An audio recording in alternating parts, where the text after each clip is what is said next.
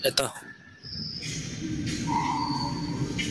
Sa lahat ng mga pinaghirapan at pinaglalaban natin ay ganito na po ang naging resulta.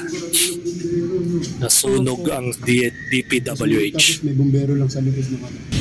Diba? Nahayaan nila. May bumbero sa likod at hinahayaan ng mga bumbero. Ngayon, nang kumapal na ang usok, saka sila gagawa ng aksyon. Pero lingid sa kaalaman nyo mga ka-plastic, hinahayaan lang nilang kumalat pa ang apoy. Diba? Sabi nga sa comment mga ka-plastic nasunog o sinunog. Sabi naman ni Nelson, safety na, wala nang record, pwede nang pumalag. Kaya nga kampante yung mga kontraktor kahit yung mga disgaya Kasi alam nila sa sarili nila na gagawa ng remedya yan.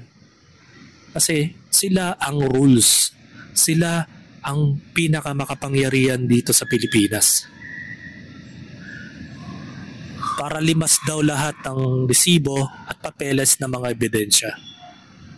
Tama yun.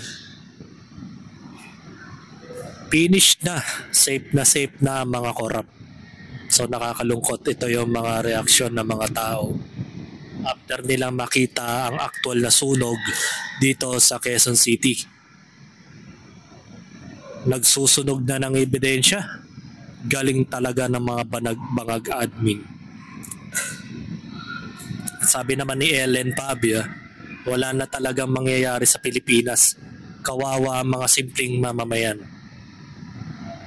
Actually, that is true. Na mga ordinaryong Pilipino na lang ang kawawa at ang mga mataas na tao ay sila ang laging panalo.